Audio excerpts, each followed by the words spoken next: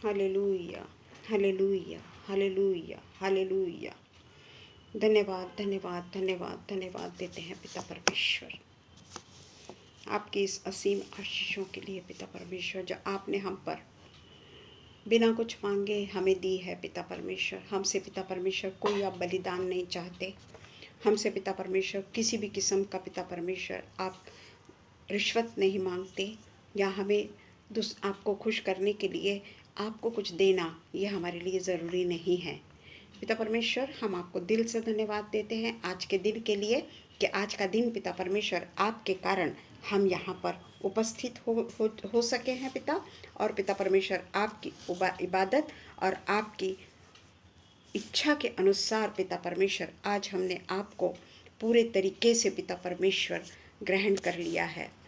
और पिता परमेश्वर, हम प्रार्थना करते हैं। प्रेज द लॉर्ड अरुणा, हम प्रार्थना करेंगे। धन्यवाद हो, धन्यवाद हो, धन्यवाद हो, धन्यवाद हो पिता परमेश्वर आपके रहनुमाई के लिए पिता परमेश्वर, जो आप अपने भक्तों को सदा निरंतर पूरे पिता परमेश्वर 100% से भी ज़्यादा आप हमको पिता परमेश्वर देते जाते हैं पिता परमेश्वर। ये आशीषें जो आत्मिक रूप से हमको मिलती रहती है पिता परमेश्वर, वो आत्मिक आशीषें जो हम पाते हैं उसको पिता परमेश्वर हम टेक इट फॉर ग्रांटेड ना लें, क्योंकि पिता परमेश्वर ये आशीषें हर किसी को नहीं मिलती। जितने भी हम पर पिता परमेश्वर की कृपा होती है वो केवल और केवल परमेश्वर की हम पर दया है। हम ऐसा कोई कार्य नहीं करते कि पिता परमेश्वर हमसे खुश हो, क्योंकि हम तो हमेशा ही परमेश्वर को ना भाते हुए काम करते हैं, पर परमेश्वर फिर भी हमसे अपने वचनों के द्वारा बात करता है और हमें अपने सही रास्ते पे ले जाता है। पिता परमेश्वर का धन्यवाद हो इस सुंदर पवित्र दिन के लिए जो परमेश्वर ने हमको आज दिया है, उसके लिए हम परमेश्वर का धन्यवाद करते हैं।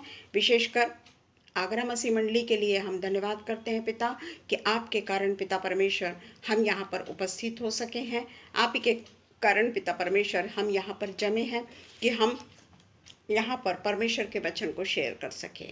पिता परमेश्वर, हम आपसे प्रार्थना करते हैं बहुत ही ज़्यादा पिता परमेश्वर आशीषित करिए अनुपम भैया को और मैडम शबनम को, इनको पिता परमेश्वर जो ये हमें अपने पेज पर बुलाते हैं और हमें हमेशा पिता परमेश्वर अपने साथ में आशीषों को देते हैं। सब कुछ पिता परमेश्वर हम हमारे उद्धारक यीशु मसीह के नाम से मांगते हैं, सुनिए और कबूल करिए। आमीन, आमीन, आमीन। प्रेज द लॉर्ड अनुपम भैया, प्रेज द लॉर्ड। 1 मिनट, हाँ 1 minute.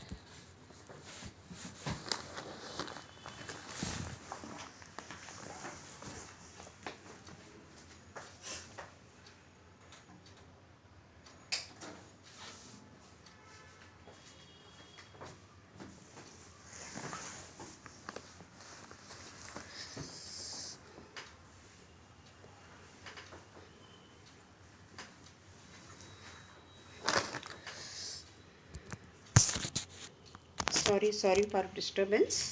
Praise the Lord Rohini, सबको बहुत बहुत धन्यवाद परमेश्वर की उपस्थिति में, जो यहाँ पर आज हम शबनम और अनुपम भैया के कारण ये पेज पर हम आज बोलने को जा रहे हैं। उसके लिए हम परमेश्वर को धन्यवाद देते हैं कि परमेश्वर ने ये दोनों के द्वारा हमें भी परमेश्वर के गुणगान करने की और परमेश्वर के लिए वचन बोलने की संधि दी है।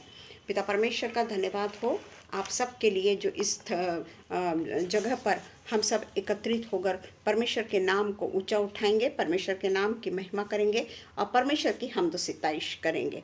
परमेश्वर को चाहे हम छोटा सा भी बलिदान क्यों न चढ़ाएं, ज़रूरी नहीं है कि हम बहुत बड़ी बड़ी वाक्यों का प्रयोग करें या हम बहुत हाई लेवल के लेक्चर की तैयारी करें, क्योंकि हाई लेवल का लेक्चर अगर हम देते हैं तो हम कितने हाई लेवल के हैं परमेश्वर के स्थान में, परमेश्वर के इबादत में, ये परमेश्वर जानता है। बड़े बड़े शब्दों का प्रयोग कोई भी कर सकता है, परंतु हमारा लेवल परमेश्वर जानता है।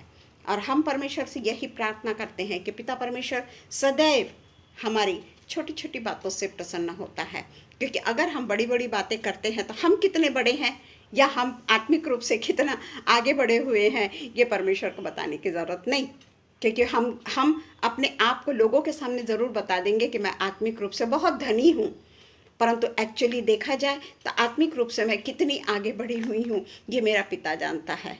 पर फिर भी पिता मुझको अवसर पे अवसर, अवसर पे अवसर पेज के ज़रिए देता चला जाता है कि ताकि मेरा मन मुझको कचोटे कि मैं जो बोल रही हूँ क्या मैं सचमुच में वो चीज़ों को मान रही हूँ, या मैं जो बोल रही हूँ क्या उसके अनुसार मैं अपने जीवन को चला रही हूँ, या मैं अपने सिर्फ केवल बोलती हूँ।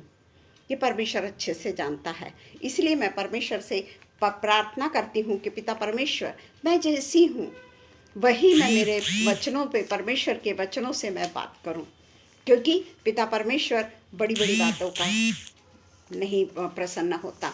हम जैसे हैं उसी के अनुसार हम परमेश्वर के वचनों को समझ सके, परमेश्वर के वचनों को केवल समझे ना बल्कि उसके अनुसार हम बोलने वाले हो सके। बड़े बड़े ज्ञानी जैसा परमेश्वर के पास में हम न जाएं, क्योंकि ज्ञान देने वाला सांसारिक ज्ञान नहीं, आत्मिक ज्ञान देने वाला मेरा पिता परमेश्वर है। आज जो हम जिस विषय पे बोलना चाहेंगे वो है मसीह के साथ मरना और मसीह के साथ ही जीना। मसीह के साथ मरना और जीना, ये आज हमारा टॉपिक है। सबसे पहले मैं आपको एक छोटी सी गवाही देना चाहूँगी, जिसके लिए आज मैं पिता परमेश्वर की बहुत ज़्यादा आभारी हूँ। मेरे यानी पति के समय जब मैंने काफ़ी तकलीफ़ों का सामना किया तो उस समय मेरे एक पैरों में भी प्रॉब्लम आ गया था और कोलेस्ट्रॉल भी लेवल बहुत ज़्यादा हाई हो गया था, मेरा बहुत हाई हो गया था कोलेस्ट्रॉल लेवल। तो उसके बाद में ट्रीटमेंट तो मेरा चालू था, पैरों का भी ट्रीटमेंट चालू था और कोलेस्ट्रॉल का भी ट्रीटमेंट चालू था, परंतु कुछ फ़ायदा नहीं होता था। वो लेवल कुछ कम होने का नाम ही नहीं लेता था। परंतु बाद में ये मेरा ट्रीटमेंट चलते रहा और 2019 में मेरा लेवल कुछ कम हुआ, कोलेस्ट्रॉल का लेवल कुछ कम हुआ। तब डॉक्टर ने कहा कि अब एक काम करते हैं, 6 मंथ के लिए आपकी दवाइयों को हम बंद करते हैं, क्योंकि कोलेस्ट्रॉल लेवल तो कम हो रहा है आपका, तो अभी हम इसको दवाइयों को रोकेंगे, यानी नॉर्मल हो रहा है करके। तो उन्होंने मुझे 6 मंथ में आने के लिए कहा, पर 6 मंथ पे उन्होंने कहा कि नहीं, हम 6 मंथ लिख रहे हैं पर आप 1 साल बाद आइए, क्योंकि आपका कोलेस्ट्रॉल लेवल पूरे लेवल पर है, तो 1 साल बाद आप आइए और ये टेस्ट करना और उसके बाद में मेरे पास में आना। तो 1.5 साल हो गया और उसके बाद में हाँ 19 के बाद में 1.5 साल हो गया और मैं नहीं जा पाई डॉक्टर के पास में किसी न किसी कारण से। फिर उसके बाद में मैंने 1 हफ्ता पहले फिर सारे जो उन्होंने मुझसे कहा था टेस्ट करने के लिए वो सब मैंने टेस्ट किया। मुझे तो उतना नहीं समझ में आया, मैं सोची फिर से मेरा कोलेस्ट्रॉल लेवल हाई हो रहा है या क्या हो रहा है, देखी मैंने, और मैंने शुगर भी चेक करा लिया मेरा। और आज मैं डॉक्टर के पास में गई और मैं बताती हूँ ना कि पिता परमेश्वर इतना महान है। सचमुच में जो परमेश्वर ने हमको नया जीवन दिया है ना, वो ऐसे ही नहीं दिया है। और सचमुच में आज मैं परमेश्वर की इतनी ज़्यादा आभारी हूँ कि मैं यानी आप लोगों को बता रही हूँ, मैं आप लोगों के सामने में शेयर कर रही हूँ। मैं परमेश्वर के लिए कोई बात से नहीं शर्माती कि मैं हमेशा यही सोचती थी कि परमेश्वर मैं अकेली ज़रूर हूँ, परंतु लोगों को जितना सहारा नहीं है, अपने सभी लोगों को सहारा है, मैं ये नहीं कहती हूँ, अपने अपने लोगों के सहारे सभी लोगों को रहता है, पर जो मुझे जीवते परमेश्वर ने सहारा दिया है, जीवते परमेश्वर ने जो मुझे बचाया है, जीवते परमेश्वर ने मुझ पर जो उपकार किए हैं, एहसान किए हैं, और इसके अलावा वो हमेशा मेरे साथ साथ में रहता है, मुझे वो कभी नहीं छोड़ता। और आज जब मैं डॉक्टर के पास में गई तो डॉक्टर इतने ज़्यादा खुश हुए और उन्होंने कहा कि मैडम आपका तो सब कुछ एक छोटे बच्चे से भी ज़्यादा, आपका पूरा जो टेस्ट है वो छोटे बच्चे से भी ज़्यादा नॉर्मल है। मैं बता नहीं सकती उस समय मैं कितनी देर तक खामोश हो गई, मुझे समझ में ही नहीं आया। वो जो टेस्टिमनी उनके द्वारा परमेश्वर की मैंने सुनी कि मुझे बच्चों से भी ज़्यादा मेरा लेवल एकदम ठीक है, और ठीक नहीं बल्कि उत्तम है, उन्होंने कहा। और यानी सचमुच में मैं कहती हूँ ना कि मेरे तो अभी भी कांटे आ रहे हैं कि मैं उस समय कितनी देर तक खामोश हो गई। और उन्होंने मुझसे कहा कि यानी उनके जितने भी वहाँ डॉक्टर्स और जितनी भी टीम वहाँ पर खड़ी थी उन सबको बताया उन्होंने कि देखो इनका इस उम्र में भी कैसे इनका लेवल बरकरार है, सब चीज़ इनकी नॉर्मल है, एब्सोल्युटली नॉर्मल है। इवन इनको शुगर का भी उन्होंने बताया कि शुगर का लेवल इतना है, कोलेस्ट्रॉल का लेवल इतना है, सब कुछ उन्होंने प्रोक्लेम किया अपने मुंह से। मुझे बताने की भी ज़रूरत नहीं पड़ी, उन्होंने वो खुद बोलते चले गए। और अब मुझसे कहते हैं कि आप आइए ही मत अब मेरे पास में, सिर्फ एक एक साल में आप अपने टेस्ट करवा लिया करिए और अभी मेरे पास में नहीं आना, लगता है तो 2-2.5 साल बाद में आओ मेरे पास में। ये है परमेश्वर के साथ में। परमेश्वर किस तरीके से, मैं कई बार संसार में जाती हूँ ना, है ना, संसार में आना जाना हमारा चलती रहता है, कभी हम संसार की तरफ हो जाते हैं, कभी परमेश्वर की तरफ हो जाते हैं। पर हमारा सच्चा खुदावन, हमारा जीवित खुदावन, किसी के सहारे की हमको ज़रूरत नहीं है। जब हम मनुष्यों के सहारे पर रहते हैं ना तो हमको ऐसा लगता है कि उसके बगैर हम नहीं जी सकेंगे। मुझे भी ऐसे ही लगता था मेरे पति के जाने के बाद में, मैं कैसे जीऊंगी, मैं कैसे अपने दिन काटूंगी। मेरे पाँव के भी लिए कैल्शियम लेवल इतना कम हो गया था, मेरे पाँव में इतनी तकलीफ हो गई थी कि मुझे सारी गाड़ियों को बेच के मुझे ऑटोमेटिक गाड़ी खरीदना पड़ा। पर जब इस समय मैं डॉक्टर के पास में, हमारे जो ऑर्थोपेडिक है उनके पास में गई, उस समय उन्होंने मुझसे कहा कि मैडम अब हमारे पास में आने की आपको ज़रूरत नहीं, आप अपने अनुसार अपनी डॉक्टरी करिए, 1 महीना दवाई लीजिए, 2 महीना मत लीजिए, अपने अनुसार आप अपने आप को करिए, क्योंकि आपका कैल्शियम लेवल भी बिल्कुल बराबर हो गया है। ये मैं बताती हूँ ना प्रियो, जितने भी यहाँ पर उपस्थित हैं, कि पिता परमेश्वर ज़रूरत से ज़्यादा हमको मदद करता है। मैं जितना मांगती हूँ उससे कहीं ज़्यादा वो मेरे साथ में रहता है। मैं सोचती भी नहीं कि इस तरीके से जो लेवल मैं डाउन पे डाउन, डाउन पे डाउन होती चली जा रही थी। मैं कई बार मुझको यहाँ पे जो संस्था, वहाँ पे जाकर मुझको ये सेकना है, वो सेकना है, यूँ करना है, पैरों को वो करना है, सब कुछ करती थी, पर कुछ भी प्रॉब्लम सॉल्व नहीं होता था। पर जब मेरे पति यहाँ से गुजर गए, जब मेरे पति ने इस संसार को छोड़ दिया, परमेश्वर ने उनको तो खुश किया ही किया, वो तो स्वर्गलोक में है, मैं जानती हूँ कि वो बहुत खुश है वहाँ पर। तो परमेश्वर ने मुझे भी नहीं छोड़ा। इस संसार में जब मुझको रखा तो उन्होंने अपनी योजनाओं को पूरा किया। जिस चीज़ से मैं परेशान थी, कभी भी उन्होंने ये नहीं किया। मैं कई बार आपको बताया कि पिछले समय में बेहोश हो जाती थी, अकेली रहती थी, बेहोश हो जाती थी, कई बार तो बुरे तरीके से गिरी। उसके बाद में मुझको समझ में आने लगा कि अब मैं बेहोश हो जाऊंगी, तो मैं अपने बेड पे, पहले से ही नज़दीक में ही है उसमें, बेड पे चली जाती थी और थोड़ी देर के लिए बेहोश होती थी। परंतु पिता परमेश्वर ने उस समय भी मेरी हड्डियों की रक्षा की। मैं सचमुच में आपको एक ये बात इसलिए आज बोल रही हूँ कि मेरा पिता बहुत महान है। मनुष्य साथ दे या न दे, पर हमारा पिता हमारे दामन को कभी नहीं छोड़ता। मैंने उससे मांगा, मुझे बिजी कर दे, मैं नहीं रह सकती पिता परमेश्वर मेरे पति के बगैर, तू मुझे बिजी कर दे, तू मुझे अपने दामन में ले ले, इतना बिजी कर कि मुझे किसी की याद ना आए, इतना तो बिजी कर। और सचमुच में आगरा मसीह मंडली के द्वारा परमेश्वर ने मेरे द्वार को खोला। मैं तो किसी को नहीं जानती थी, मैं ये भी नहीं जानती थी कि फेसबुक पे मैं कैसे आऊँ। मैं ये बात बहुत बार बोल चुकी हूँ, पर कोई नया होगा इसलिए मैं बता रही हूँ कि मैं नहीं जानती थी। परंतु उस समय भी मुझको भैया और शबनम के द्वारा जो मदद मिली शुरुआत में, वो मैं कभी नहीं भूल सकती। और इन लोगों के द्वार को बताने वाली सुगंधा है।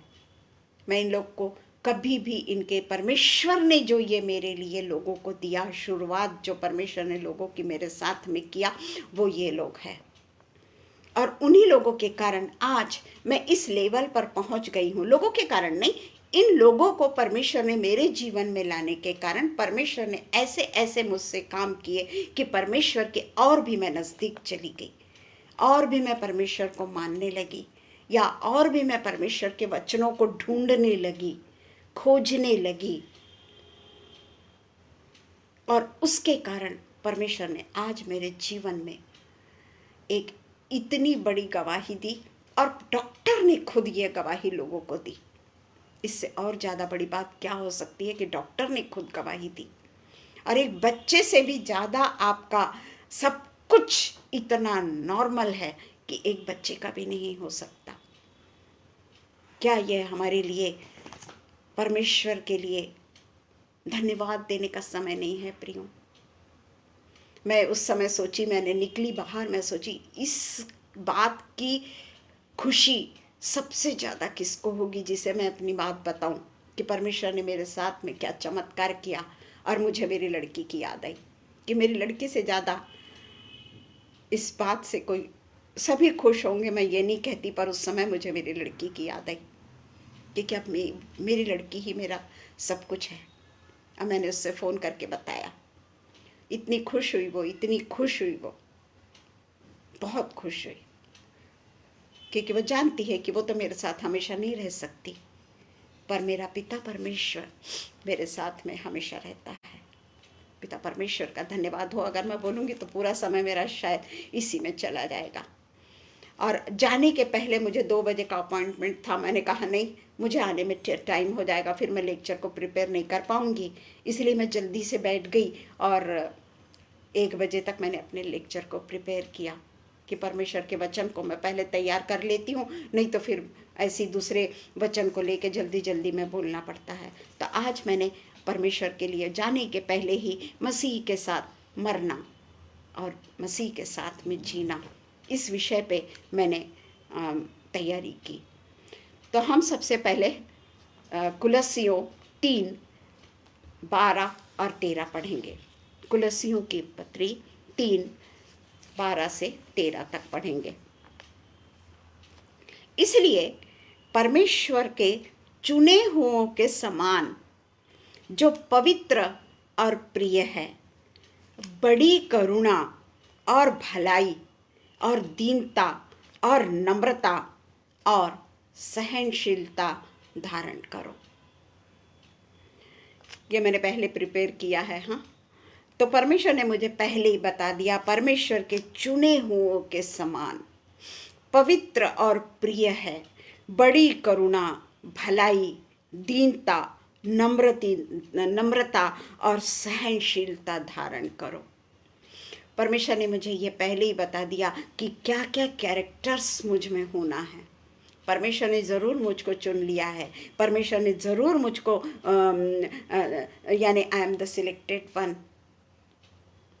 परमेश्वर की मैं बेटी हूँ।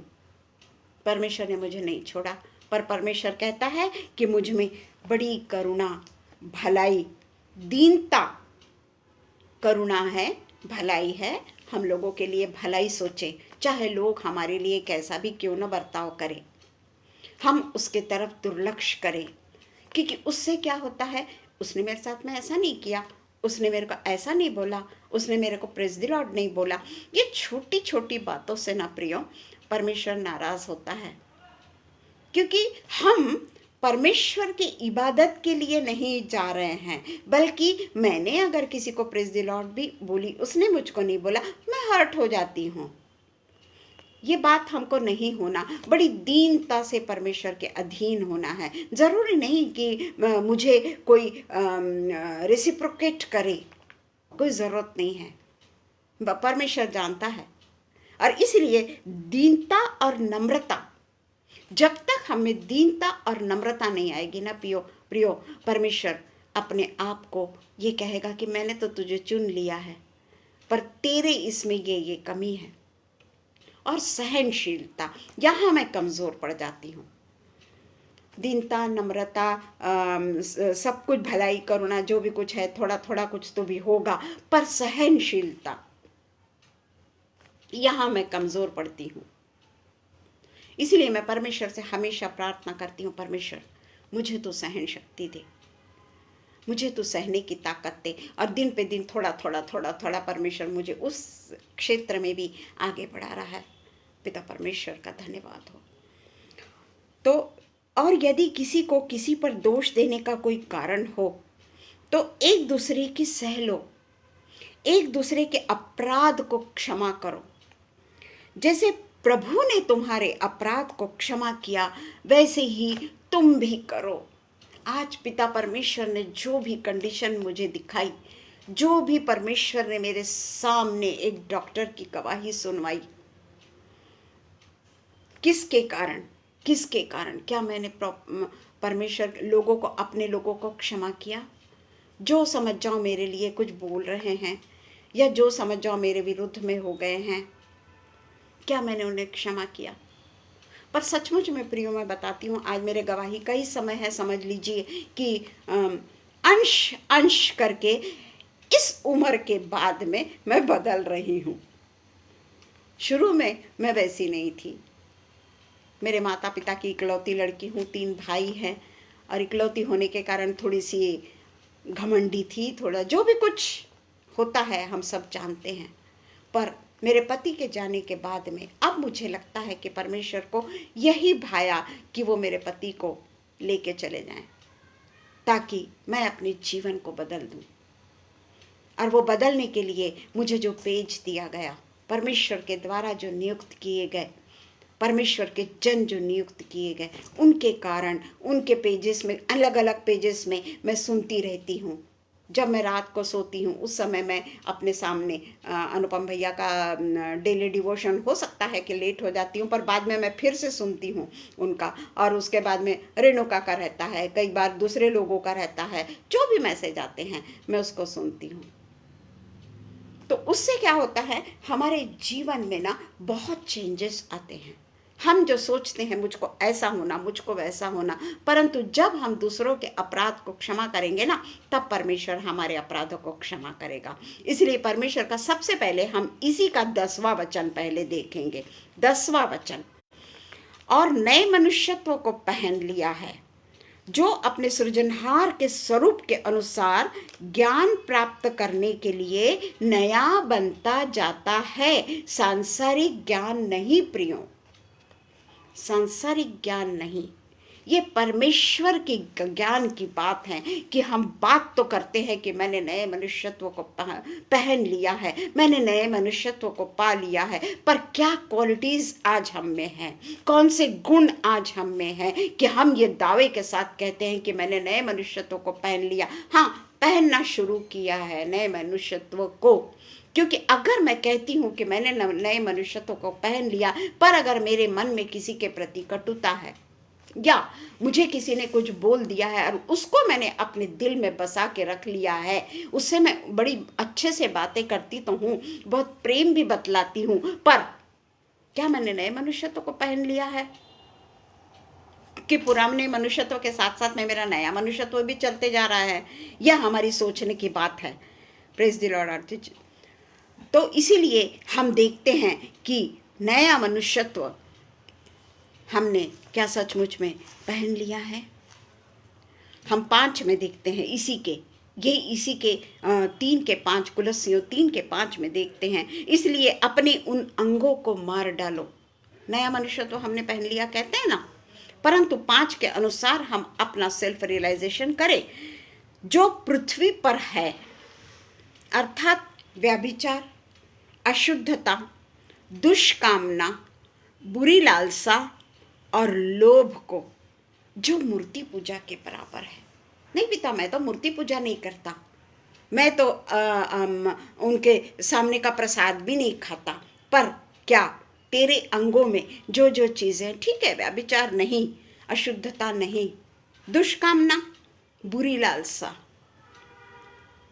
कोई भी अच्छी चीज़ किसी के पास में जब हम देखते हैं ना, हमारे पास में अच्छी चीज़ है, ऐसा नहीं कि परमेश्वर ने हमको कम दिया है, नहीं, पर फिर भी हमारे मन में एक लालसा जागृत हो जाती है, मैं भी तो ले सकता हूँ ये, मेरे घर में मैं भी तो ऐसा डेकोरेशन, अच्छा है ना, मैं नहीं बोल रही, करना चाहिए, सभी लोगों ने कर, पर दूसरों को देखकर जो बुरी लालसा है मेरे मन में, गलत लालसा, जो परमेश्वर को बर्दाश्त नहीं होता, ये पुराना मनुष्यत्व है।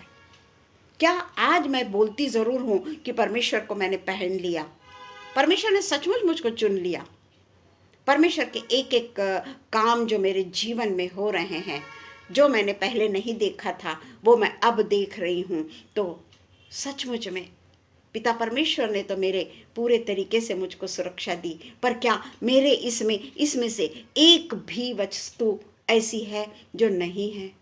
एक भी क्यों न हो, बुरी लालसा क्यों न हो, लोभ क्यों न हो।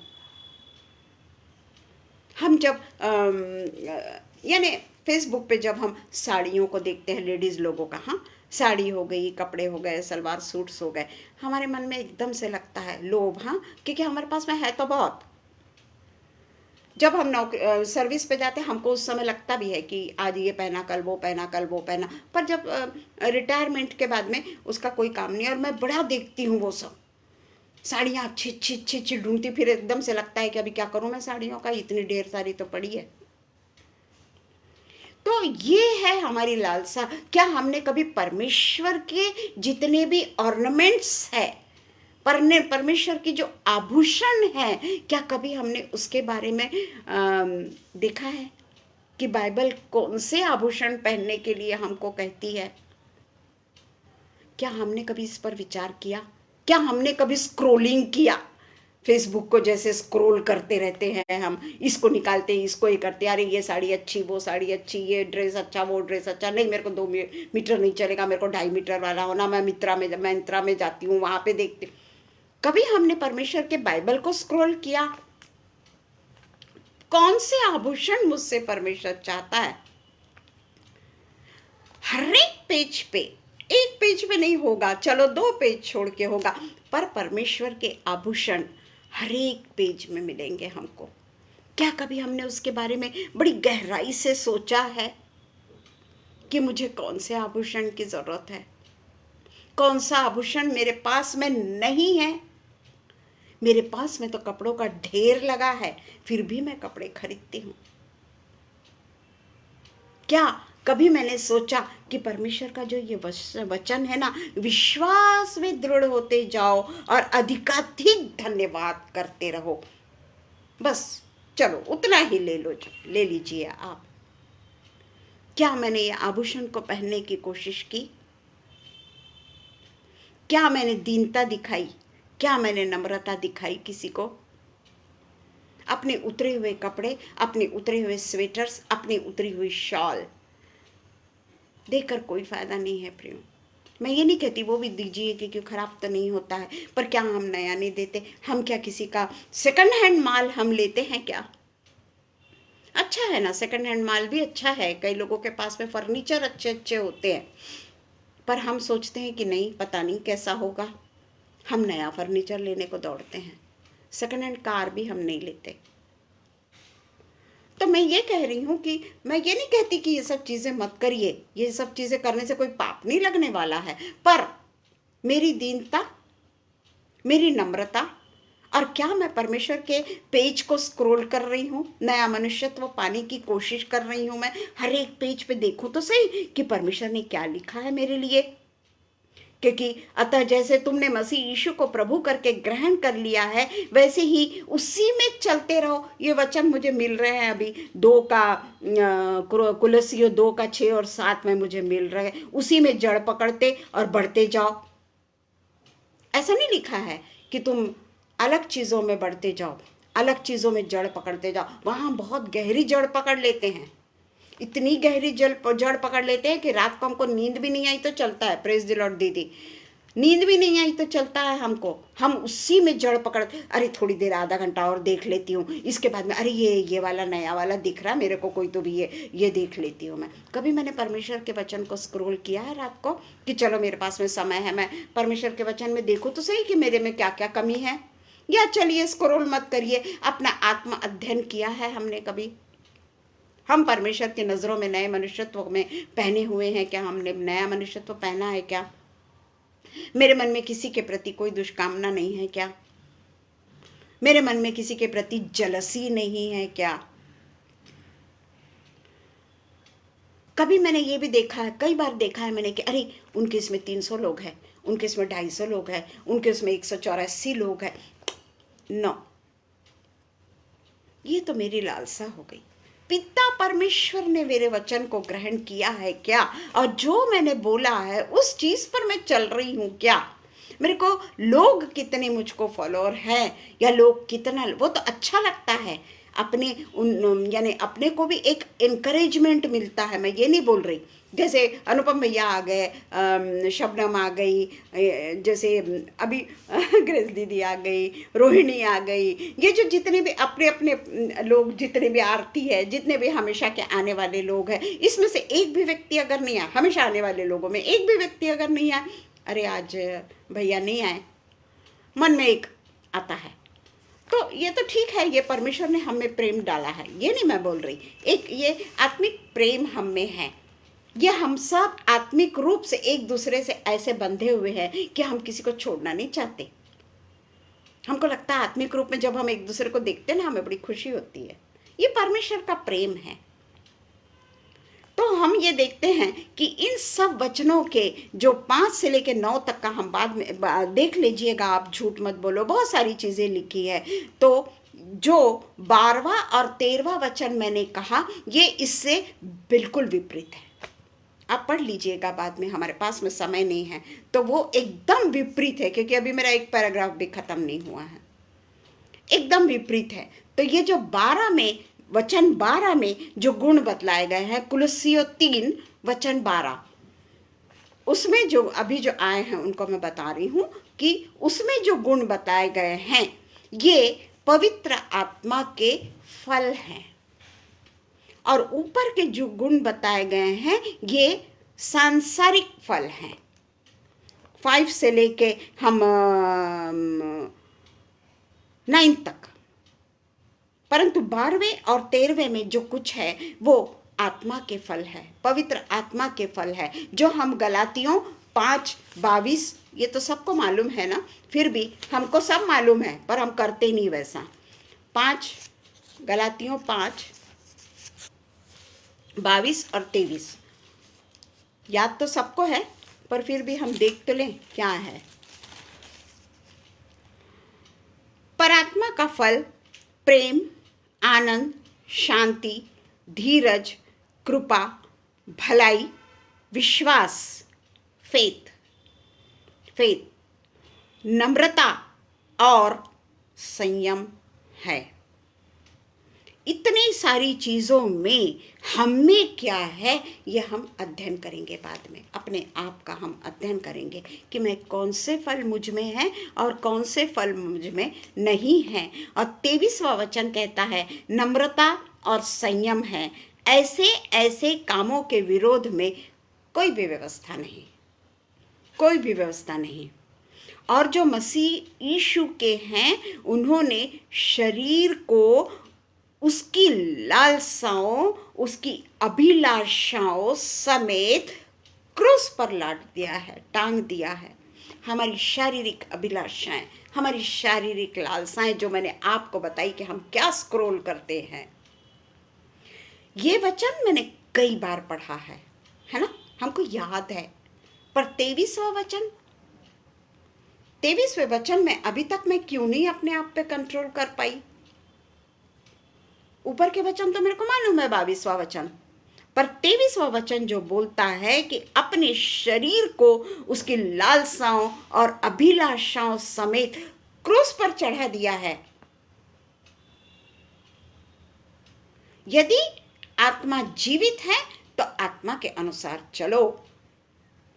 स्पष्ट है 25वां वचन, यदि हम आत्मा के द्वारा जीवित हैं तो आत्मा के अनुसार चलो। मैंने इंपॉर्टेंट लिखी हूं वहां, वेरी इंपॉर्टेंट। पर हम में क्या परिवर्तन आया है, हमने क्या किया है, हमने क्या क्या गलतियों 5 के अनुसार हम कहां पर हैं।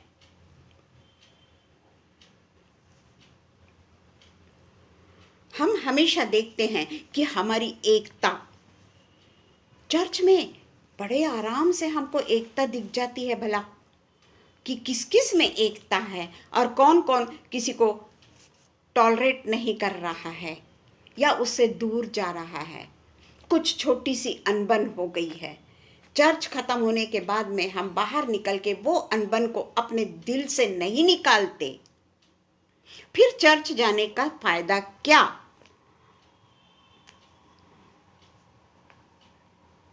क्या कलीसिया में ये गुण पाए जाते हैं? बाकी बातें तो छोड़ दीजिए प्रियो। अगर मेरा किसी के साथ में कुछ अनबन हो गई है या थोड़ा सा कुछ तो भी हो गया है, मैं उससे प्रेज द लॉर्ड भी वो अगर मेरे को करेगा ना, मैं बहुत ही सूखेपन से उसको जवाब दूंगी। तो क्या परमेश्वर की स्तुति हमने पर प्रेज द लॉर्ड का मतलब क्या है? क्या हमने कभी सोचा कि प्रेज द लॉर्ड क्या हम अलग अलग टोनिंग में बोल सकते हैं? प्रेज द लॉर्ड नफरत से भी बोल सकते हैं, प्रेज द लॉर्ड आनंद से भी बोल सकते हैं, प्रेज द लॉर्ड हमारे मन में किसी के लिए कपट है फिर भी हमारे मुंह से अगर प्रेज द लॉर्ड निकल रहा है, ये पुराना मनुष्यत्व है प्रियो। इतनी सी छोटी सी बात आज तक हम नहीं समझ पाए। हम बोलते तो जरूर है प्रेज द लॉर्ड, पर हमारे मन में उसके प्रति दुष्कामना है, हमारे मन में उसके प्रति जलसी है, हमारे मन में उसके प्रति कठोरता है, या हम उससे नफरत कर रहे हैं। पर प्रेज द लॉर्ड बोल रहे हैं। What is the meaning of praise the Lord? क्या हम समझ के बोल रहे हैं कि प्रेज द लॉर्ड का क्या अर्थ है? तो फिर कलीसिया में अगर ये गुण जो आवश्यक है वही, अगर कलीसिया यानी क्या, चर्च यानी क्या, धार्मिक लोगों का ग्रुप, पवित्र आत्मा से भरे हुए लोगों का ग्रुप, एक ही आत्मा को ग्रहण करने वाले लोगों का ग्रुप, जीवित परमेश्वर की संतान होने का ग्रुप। ये प्रियो मेरे पास में लिखा नहीं है, पर परमेश्वर अपने वचन से हमसे बात करता है प्रियो, कि कैसे हम प्रेज द लॉर्ड बोल देते हैं। बाहर निकलते ही हमारा praise the Lord praise the Lord praise the Lord सबको बोलना शुरू हो जाता है। किस अंतर मन से, किस भावनाओं से, किस दुष्टता के साथ में, किस क्या कहना चाहिए कि मन में कुड़ कर हम उसको प्रेज द लॉर्ड कर रहे हैं।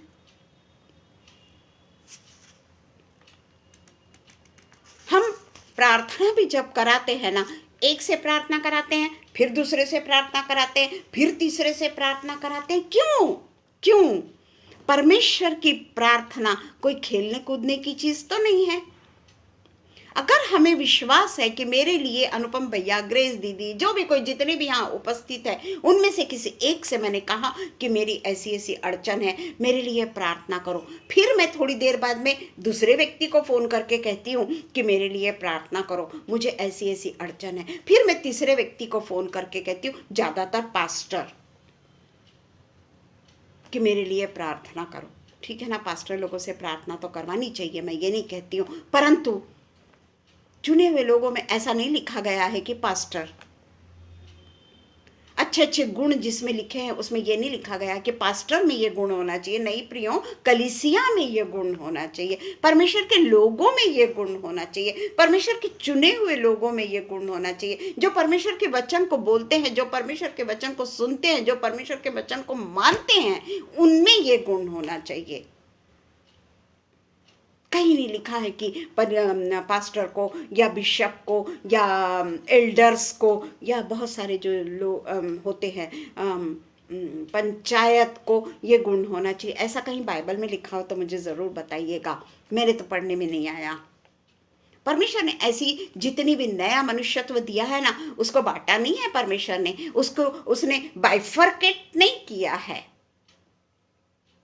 कि साधारण मनुष्य को मैं नहीं दूंगा, मैं सबसे पहले अधिकारियों को दूंगा, चर्च के अधिकारियों को दूंगा, बाद में तेरा नंबर आएगा। ऐसा कहीं लिखा है? अरे हमसे ज्यादा तो जिनको हम दुर्लक्ष्य करते हैं ना, हमसे गरीब जो होते हैं ना, जिनको हम हाथ मिलाने को भी डरते हैं, उनकी गवाहियों पे हम हंसते हैं, नीचे मुंडी करके हंसते हैं, वो तो गरीब होते हैं ना, वो तो पढ़े लिखे नहीं है ना, वो क्या जाने बड़े बड़े लफ्जों का प्रयोग करना जो हम करते हैं।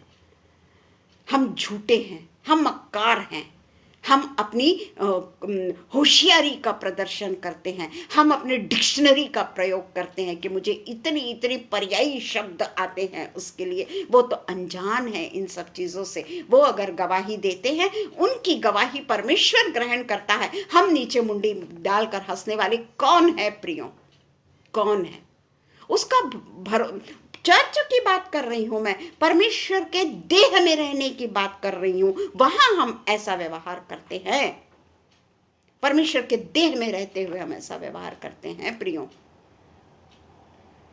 किसे परमेश्वर कबूल करेगा? वो जो बेचारी अनपढ़ बाई, गरीब बाई, उसका पैर में फ्रैक्चर हो गया, फिर भी वो आ रही है कहीं ना कहीं से, कैसे न कैसे स्कूटर में पेट्रोल डालकर आ रही है और परमेश्वर से दुआ मांग रही है, पास्टर से प्रेयर करने के लिए कह रही है।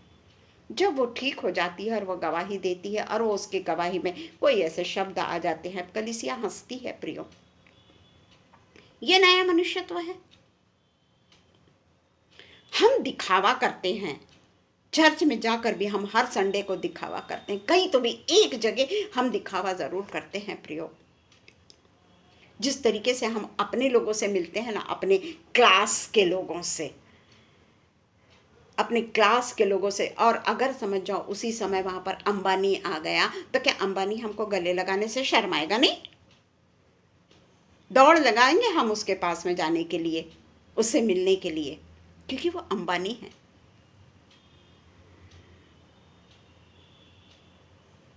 क्या है ये? हम बताएं कलीसिया में कौन से गुण आवश्यक है। इसी से हम समझ जाते हैं कि कलीसिया के लोगों में नया जन्म पाने वाले कौन हैं। कहीं जाने की जरूरत नहीं। क्या मेरा नया जन्म हुआ है, ये मैं कलीसिया में ही समझ सकती हूँ। मेरा एटीट्यूड, मेरा व्यवहार, मेरा दिखावा, मेरा सोंग, मेरा परमेश्वर के hallelujah hallelujah, praise the Lord, praise the Lord. और जब हमारी प्रेज एंड वर्शिप होती, अरे रे रे रे रे रे रे रे, कितने तल्लीन हो जाते हैं हम। और अच्छा है, परमेश्वर में तल्लीन होना बहुत जरूरी है, परमेश्वर में एक रूप होना बहुत जरूरी है, परमेश्वर को पहन लेना बहुत जरूरी है। पर बाद में क्या? बाद में वो कलीसिया का आत्मिक ज्ञान, बाद में वो कलीसिया का आत्मिक संघर्ष, बाद में वो आत्मिक खुशी, परमेश्वर के साथ में आत्मिक लगन कहाँ जाती है? जब कोई गरीब हमारे पास में आता है, या किसी से हम बात नहीं कर रहे हैं और वो हमको प्रेज द लॉर्ड करता है और हम दुर्लक्ष्य करते हैं, या केवल प्रेज द लॉर्ड। क्या अर्थ है प्रेज द लॉर्ड का? क्या जानते हैं प्रेज द लॉर्ड का क्या अर्थ है? कभी तो सोचिए, प्रेज द लॉर्ड यानी क्या? परमेश्वर की स्तुति हो। आमीन आमीन आमीन। क्या अर्थ है आमीन का? अगर हम में यही चीज नहीं है प्रियो, हम कैसे कह सकते हैं कि हमने नया मनुष्यत्व को पहन लिया है? शुरुआत में ही हमारा नया मनुष्यत्व हमारे साथ में नहीं है प्रियो। हमारे मन में अगर किसी ने मेरे को कुछ वो भी अगर किसी ने मेरे को पता चला कि वो व्यक्ति ने मेरे लिए ऐसा ऐसा बोला, किसी ने व्यक्ति ने आकर मुझे बता दिया, मेरा काम है कि दोनों को सामने रखूं मैं मैं खुलासा करूं कि भाई सचमुच में क्या हुआ था, तभी तो मुझे पता पड़ेगा ना कि भाई सच्चाई क्या है। मैं बिना सच्चाई को जाने उस व्यक्ति से नफरत कैसे करने लगूं? और मैं नफरत क्यों करूं? मैं उनके लिए, अगर मुझे पता पड़ता है ऐसा ऐसा हुआ, अगर समझ जाओ 4 लोगों के बीच में वो 2 जन ने जो भी कुछ है, उसके बाद में मुझे अगर पता पड़ता है ये व्यक्ति ने ऐसा ऐसा बोला, तो क्या मैं उससे नफरत करने लगूं? पिता परमेश्वर ने क्या मुझसे नफरत किया? यीशु मसीह ने क्या मुझसे नफरत किया? आज अगर वो मुझसे नफरत करता है, जितने भी मेरे पास में अवगुण हैं, कुछ तो अवगुण मनुष्यों में होते हैं ना, वो नहीं कह सकते सर्वगुण संपन्न हूं मैं। अगर मेरे पास में अवगुणों के साथ में मेरा परमेश्वर मुझको ग्रहण करता है, मैंने अभी आपको बताया कि परमेश्वर ने मुझे कैसे ग्रहण किया। क्या मेरे पास में अवगुण नहीं है? क्या इसमें जो गलातियों 5:22 में जितने भी चीजें लिखी हुई है, क्या उसमें से एक भी गलती मुझ में नहीं है? मैं तो बोलती हूँ सबसे ज्यादा गलत मैं ही छूं। अगर हम अपने आप को देखें ना तो सचमुच में हम देखेंगे कि हमारे पास में आत्मा के फल में प्रेम ही नहीं है। हम तो एक दूसरे को उसके स्टेटस के अनुसार प्रेम करते हैं, उसके स्टेटस के अनुसार जब वो गवाही देता आमीन आमीन praise the Lord praise the Lord, अरे बाप रे खूब ताली वाली वाली बजाने लग जाते हैं हम स्टेटस के अनुसार। तो फिर अगर मुझ में प्रेम ही नहीं है तो पहले ही इसमें मैं फेल हो गई।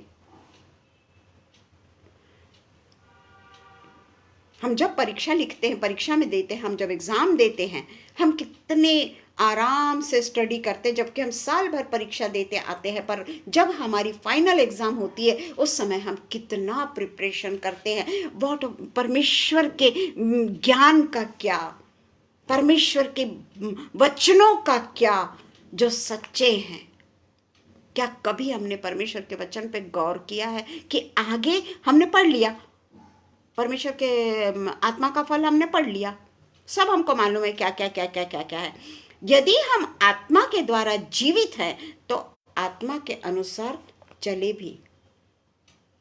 ये भी तो लिखा है ना, ये भी तो लिखा है ना, हम घमंडी होकर एक दूसरे को छेड़ें और ना एक दूसरे से डाह करें। देखिए इसके पहले जो भी कुछ बोला गया यहाँ परमेश्वर का वचन ही कहता है। इसलिए हमको बहुत जरूरी है प्रियो कि जब हम परमेश्वर के नए गुण की बात करते हैं, कलीसिया में हम जब चाहते हैं कि सर्वगुण संपन्न परमेश्वर की कलीसिया हो, क्योंकि परमेश्वर उस समय वहां पर वास करता है।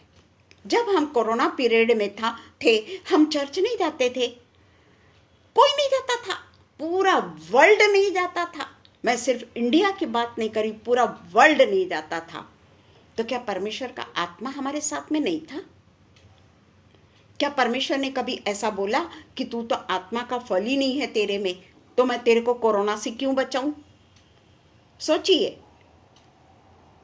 तेरे में तो आत्मिक फल ही नहीं है, मैं तेरी क्यों प्रार्थना सुनूं?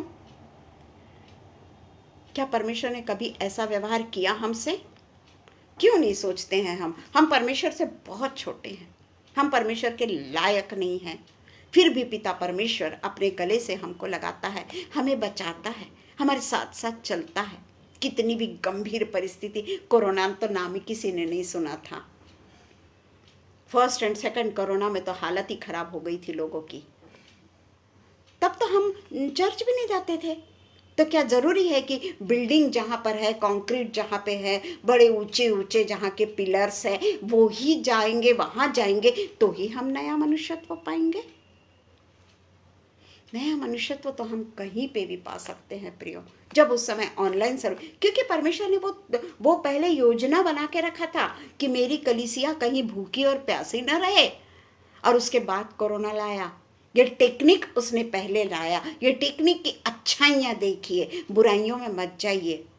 ये टेक्निक के कारण, मॉडर्न टेक्निक के कारण आज हम परमेश्वर के वचन का प्रचार और प्रसार अलग अलग प्लेटफॉर्म से कर सक रहे हैं, चाहे कोरोना हो चाहे ना हो। कोरोना के पीरियड में भी हमने इसी तरीके से परमेश्वर के वचन को बोला और परमेश्वर के वचन को सुना। चर्च भी हमारा इसी में हुआ और चर्च के बाद में होली कम्युनियन भी हमने यही टेक्निक जो परमेश्वर ने पहले से, कोरोना आने के पहले से इतनी विकसित कर दी, इतनी डेवलप कर दी कि हम उसके वचन के भूखे और प्यासे न रह सके। खत्म हो गया कोरोना, फिर हम चर्च जाने लगे, फिर वही पुराना मनुष्यत्व लेके जाने लगे। हर चीज के पीछे परमेश्वर की योजना है प्रियो। परमेश्वर हमको कभी भी अधूरा नहीं रखता, परमेश्वर कभी हमको भूखा और प्यासा नहीं रखता। मैंने तो पूरा बोला भी नहीं है, परंतु जितना भी परमेश्वर ने हमसे बुलवाया है ना, आप लोगों के साथ में मिलकर जो भी परमेश्वर के वचन को हमने शेयर किया है, एक दूसरे के साथ में मिलकर जो परमेश्वर ने आशीषें हम मुझको दी है, जो परमेश्वर ने मेरे मुंह से बात की है, मैं परमेश्वर का कोटि कोटि धन्यवाद देती हूँ। प्रार्थना करेंगे हम, कोटि कोटि धन्यवाद हो पिता, धन्यवाद हो पिता, धन्यवाद हो पिता परमेश्वर। सच में पिता परमेश्वर, हमारे बुद्धि से बनाए हुए वचन को आप ग्रहण नहीं करते पिता। हमारे वचन पिता परमेश्वर जो आपके द्वारा हमें प्राप्त होते हैं पिता, वही पिता परमेश्वर सच्चे वचन है पिता परमेश्वर। जब हम अपने वचन को, तेरे वचन को बनाते हैं पिता, कहीं तो हम बुद्धि का भी प्रयोग करते हैं पिता परमेश्वर, पर पिता परमेश्वर बुद्धि से बनाए हुए वचन आपको ग्रहण नहीं है पिता परमेश्वर। क्योंकि हम वचन में बहुत बड़ी बड़ी बातें लिखते हैं, पर एक्चुअली में हम कैसे हैं वो बातें आप हमारे सामने लाते हैं पिता। और हमने किस तरीके से व्यवहार करना है, किस तरीके से परमेश्वर की राह पे चलना है, किस तरीके से परमेश्वर को जागृत करना, किस तरीके से परमेश्वर के साथ में हमको जागृत होना है पिता, उसके लिए पिता परमेश्वर आप हमसे बातचीत करते हैं। हमें क्या परिवर्तन आना है, हम कौन से स्टेज पर हैं और हमें किस स्टेज पर जाना है, ये सब पिता परमेश्वर आपका पवित्र आत्मा हमें गाइड करता है। आपका पवित्र आत्मा हमसे बातचीत करता है। आपका पवित्र आत्मा हमको उस दिशा की ओर लेके जाता है पिता परमेश्वर। जो चीज आप हमसे करवाना चाहते हैं पिता परमेश्वर, केवल बोलना ये काफी नहीं है पिता परमेश्वर, केवल वचन तैयार करना ये काफी नहीं है पिता परमेश्वर। आप तो पिता परमेश्वर एक ऐसा पिता परमेश्वर अद्भुत आत्मा हमारे साथ में यहाँ पर पेश करते हैं पिता, जो आपके द्वारा हमसे बातचीत करता है। वो आत्मा हमारी आत्मा को झिंझोड़ता है कि तू कहाँ है, तुझ में क्या कमी है, और तुझे किस तरीके से अपने आप को टर्न करना है, किस तरीके से अपनी कमियों को दूर करना है, ताकि मैं पिता परमेश्वर को खुश करने वाली हो जाऊं। मुझ में कई कमियां होने के बावजूद भी आज परमेश्वर ने मेरे सामने कितनी बड़ी गवाही ला के रख दी, और वो गवाही मैंने नहीं, डॉक्टर ने दी। क्या ये कम है? वो तो डॉक्टर हिंदू है, परंतु फिर भी उसने गवाही दी। पिता परमेश्वर सच में पिता परमेश्वर, ये सब बातों को देखकर पिता परमेश्वर हमारी आत्मा आपकी आत्मा को शोकित करने वाली ना हो, हमारी आत्मा आपकी आत्मा को रुलाने वाली ना हो, हमारी आत्मा आपकी आत्मा को पिता परमेश्वर गलत तरीके से मोड़ने वाली ना हो पिता परमेश्वर, आपका इंसल्ट करने वाली ना हो पिता। जो कुछ आपने अपने पवित्र वचन में लिखा है सचमुच में पिता परमेश्वर, उसको पिता परमेश्वर हम इस तरीके से निचोड़ के पी ले पिता, कि हमारे शरीर में हर एक लहू के कतरे कतरे में पिता परमेश्वर आपका वचन भर जाए पिता परमेश्वर। वो वचन से पिता परमेश्वर हम पूरे तरीके से पिता परमेश्वर, हमारा वचन दो धारी तलवार की तरह हो जाए, जो हमारे गूदे गूदे और गांठ गांठ को छील दे पिता, हमारे पुराने मनुष्यत्व को हम दूर कर दे पिता। अब भी पिता परमेश्वर ये नहीं कि जवान को बहुत सारा समय है, और नहीं पिता, हर किसी के लिए ये वचन है। कहीं पे भी परमेश्वर ने ये नहीं लिखा कि जवानी में आनंद कर, जवानी में अपने आप को बड़ा संसार में रख, नहीं। पिता परमेश्वर तो कहते हैं कि पहले से परमेश्वर को पहन लो। पिता परमेश्वर हम आपसे यही प्रार्थना करते हैं, जो वचन आपके द्वारा हमने पिता परमेश्वर सबके साथ में हम सब ने मिलकर जो सुना, हम सब ने मिलकर जो शेयर किया, और हम सब ने मिलकर पिता परमेश्वर आपकी आत्मा का सही रूप देखा, हमारी बुद्धि से नहीं पिता, हमारी शक्ति से नहीं पिता परमेश्वर, हमने जो तैयार किया वो वचन से नहीं पिता परमेश्वर, पर जो आपने हमारे मुख से वचन को निकाला, वो पवित्र वचन जो आपके द्वारा हमने पढ़ा, और जो वचन को हमने देखा, जो वचन को हमने ग्रहण किया, उस वचन के अनुसार हम अपने जीवन में जीने वाले हो सके पिता। हमारा उठना बैठना, चलना फिरना, बात करना, हमारे मन में किसी के लिए कपट न रखना, ये पिता परमेश्वर आपको प्रसन्न करता है, और यही प्रसन्नता हम आपको देने वाले हो सके पिता परमेश्वर।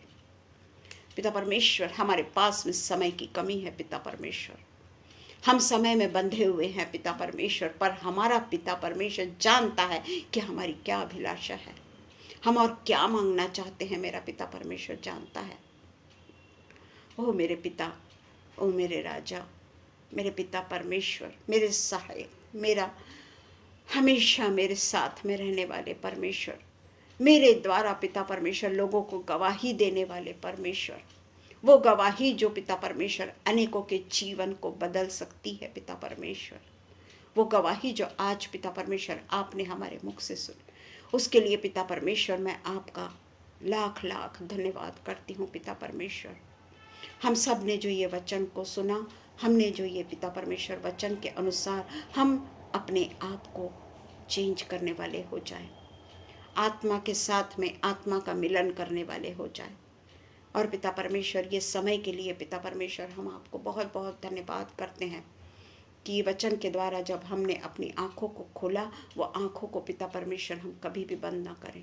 आत्मिक आँखें हमारी केवल और केवल यीशु मसीह को ढूंढते रहे पिता परमेश्वर। सब बातों के लिए पिता परमेश्वर, आगरा मसीह मंडली के लिए पिता परमेश्वर, जहाँ पर पिता परमेश्वर आपने ये अनमोल वचन को हमारे सामने रखा है, ताकि हम अपनी मन की आंखों को खोल सके, हमारे हृदय को पिता परमेश्वर हम पूरे तरीके से टटोल के हृदय से गलत बातों को निकाल सके। वो प्लेटफॉर्म के लिए मैं धन्यवाद देती हूँ पिता परमेश्वर। और पिता परमेश्वर हम मैडम शबनम के लिए, अनुपम भैया के लिए धन्यवाद देते हैं। उन्होंने आज हमें ये मौका दिया कि पिता परमेश्वर हम अपनी आत्मा को प्रभु की आत्मा के साथ में मिलाकर बहुत सारी बातों को सीख सके पिता, और उसी के अनुसार हम चले। ये सब लोग हमारे लिए प्रार्थना करें, और पिता परमेश्वर वो पवित्र आत्मा को हम कभी शोकित न करें पिता। सब कुछ हम हमारे उद्धारक यीशु मसीह के नाम से मांग लेते हैं, सुनिए और कबूल करिए। आमीन पिता, आमीन।